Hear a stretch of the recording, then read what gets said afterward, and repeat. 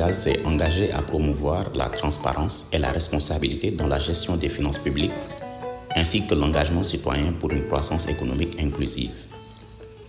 Le projet USAID, appui à la gestion des finances publiques, avait assisté la Direction générale du budget dans l'organisation d'une réunion pour partager le document de programmation budgétaire et économique pluriannuelle pour la période 2023-2025 avec la société civile, favorisant ainsi la participation des organisations de la société civile au processus budgétaire. Une recommandation majeure était de renforcer les capacités des OSC afin qu'elles puissent contribuer de manière plus efficace au processus budgétaire. C'est dans ce contexte que le Réseau citoyen pour la transparence budgétaire, avec le soutien du projet USAID Appui à la gestion des finances publiques, a organisé un atelier visant à renforcer les capacités des OSC sur le processus d'élaboration, de mise en œuvre et de suivi du budget public. Cette initiative visait à améliorer la transparence dans la gestion des fonds publics et à encourager la participation citoyenne dans le processus budgétaire. M. Jean-Marc Lepin, Chief of Party du projet USAID Appui à la gestion des finances publiques, est revenu sur la pertinence de cet atelier. Transparence budgétaire pour plusieurs raisons. La première raison, c'est que la transparence budgétaire et la consultation du public, la participation du public aux décisions, c'est un mécanisme de renforcement de la démocratie. Et le Sénégal étant un îlot de stabilité et de démocratie dans la région, c'est très important de le renforcer. La deuxième raison, c'est que c'est toujours bien de prendre en compte les préférences du public, reflétées par la société civile, et de faire remonter au niveau du gouvernement pour une plus grande efficacité des dépenses. Donc c'est une question aussi de redevabilité, de responsabilité, qui assure que les deniers publics soient bien utilisés, mais aussi qu'ils contribuent à renforcer des politiques qui sont des politiques de développement et qui ont la préférence du public. Abordant dans le même sens, M. Amadou Kanouté, président du Réseau citoyen pour la transparence budgétaire, a évoqué l'importance de la transparence budgétaire et surtout de mettre le citoyen au cœur du processus. La transparence budgétaire, elle est absolument importante quand il s'agit de mettre ensemble des ressources publiques et de décider de quelle utilisation on en fait. Et pour cela, le budget, sa finalité, c'est le citoyen. C'est l'usager. Donc il est important que ce citoyen soit mis au cœur du processus. Et le mettre au cœur du processus signifie l'outiller, lui donner les moyens de pouvoir apporter ses points de vue, faire ses contributions dans la phase de formulation. Quand il s'agit d'arriver à la phase de mise en œuvre, qu'il puisse faire le suivi sur le terrain de l'effectivité. Une fois que les ressources ont été dépensées, s'assurer qu'il y a de la redevabilité. La redevabilité, c'est de s'assurer que ceux à qui on avait confié l'utilisation de ces ressources puissent en rendre compte. Donc, à toutes ces trois phases, il est important que les organisations de la société civile puissent y participer. Mais une bonne participation veut dire avoir les capacités qui vous permettent et de contribuer et de faire le suivi et d'exiger des comptes. Cet atelier participe de cela. Et nous avons pu, à la faveur de l'ouverture que nous avons sentie au sein du ministère du budget et avec l'appui que nous a accordé le projet USAID d'appui aux finances publiques, nous avons pu tenir cet atelier qui est le démarrage d'une série de formations des groupes locaux de suivi budgétaire, du réseau citoyen de transparence budgétaire et des autres organisations de la société civile qui sont impliquées dans le même processus que nous. M. Arona Sarr, directeur de la bonne gouvernance, quant à lui, a fait le point sur les avancées du gouvernement du Sénégal pour améliorer la transparence budgétaire, mais aussi la responsabilité et l'engagement citoyen.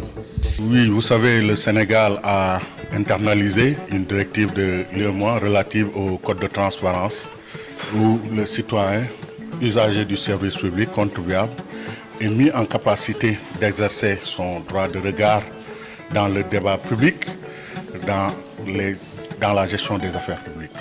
Cette activité s'inscrit dans le cadre de l'amélioration de la transparence budgétaire, mais aussi de la responsabilité et l'engagement des citoyens pour une croissance économique plus solidaire. Aujourd'hui, le Sénégal quand même a mis en place des instruments de gouvernance qui sont le cadre multi-acteurs de suivi budgétaire, qui est un cadre qui regroupe les organisations de la société civile, l'administration, le secteur privé, pour partager tout ce qui concerne le budget du Sénégal ou bien des collectivités territoriales. Nous avons un plan d'action qui est déjà élaboré, qui vise le renforcement des capacités des parlementaires que nous allons mettre en œuvre d'ici la fin de l'année, Inch'Allah. Cette formation de 2 jours a été marquée par la présentation de 4 thématiques, à savoir les techniques d'analyse budgétaire et la transparence budgétaire, les rôles et responsabilités des acteurs impliqués dans le processus d'analyse budgétaire et de la transparence budgétaire, les techniques de suivi des investissements publics, les rôles et responsabilités des acteurs impliqués dans le suivi des investissements publics. La présentation des thématiques a été ponctuée par des travaux en plénière, des discussions entre formateurs et participants, ainsi qu'une réflexion collective sur les enseignements tirés et les prochaines étapes à entreprendre. Au sortir de la session, les participants ont pris la parole pour donner leurs impressions sur l'ensemble des 2 journées. C'est vrai que pendant 2 jours, nous avons d'abord un contenu qui nous a été livré, un contenu riche qui vient conforter certaines choses que nous avions ou qui nous apporte de nouvelles choses. Donc cela nous encourage à avancer, à aller de l'avant et saluer aussi par ricochet les 2 formateurs qui, par la méthodologie utilisée, passaient entre autres du classique au brainstorming pour faire acquérir des connaissances ou échanger, mais aussi permettre d'installer un cadre d'échange entre différents partenaires. Je crois que ces échanges-là ont été d'une importance capitale. Nous saluons également la tentative ici présente et qui d'ailleurs a commencé un peu il y a quelque temps de cela, de la société civile, de voir quelles sont les contraintes à lever pour mieux remplir son rôle. Et encore une fois, ici, tout a été dit. Mais nous attendons vivement l'application sur le terrain, une feuille de route qui puisse permettre à ce que tout ce qui a été dit ici soit matérialisé sur le terrain. La session a pris fin suite aux allocutions de M. Abdoulaye Cissé, directeur exécutif adjoint de Enda Ecopop et représentant le réseau, qui a exprimé toute sa satisfaction quant au déroulement de la session de formation. Nous ne pouvons pas terminer aussi sans remercier les formateurs.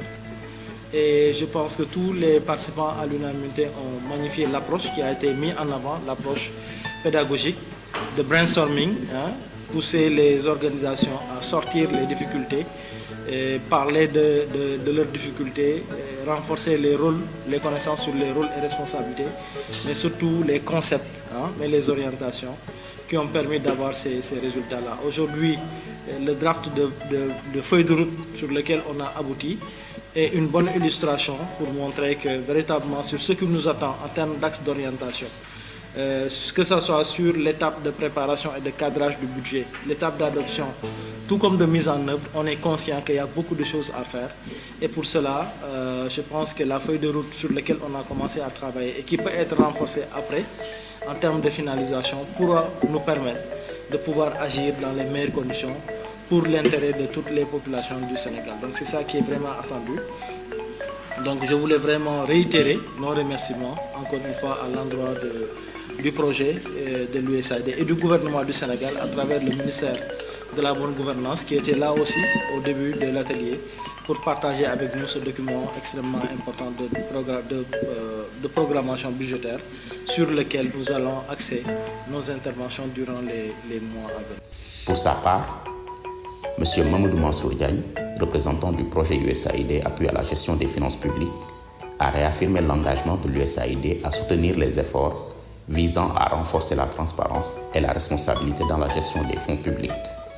Et donc nous restons encore disponibles, ouverts à tout moment pour avancer ensemble. Nous sommes aujourd'hui en train de démarrer notre PTA 3 avec des activités d'abord qui étaient dans le PTA 2 qu'on essaie de finaliser, avant d'embrayer maintenant sur de nouvelles activités dans notre PTA 3.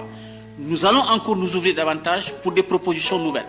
Et donc sur des thématiques qui sont toujours des thématiques d'intérêt pour les populations, mais pour cette fois-ci vraiment avec beaucoup d'impact.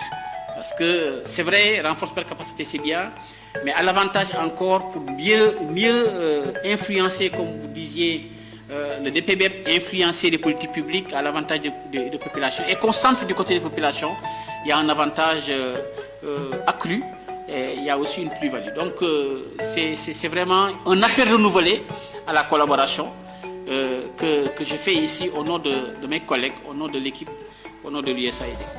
À présent, cap sur la mise en pratique des enseignements tirés de cette formation pour contribuer à une gestion financière plus transparente et plus responsable.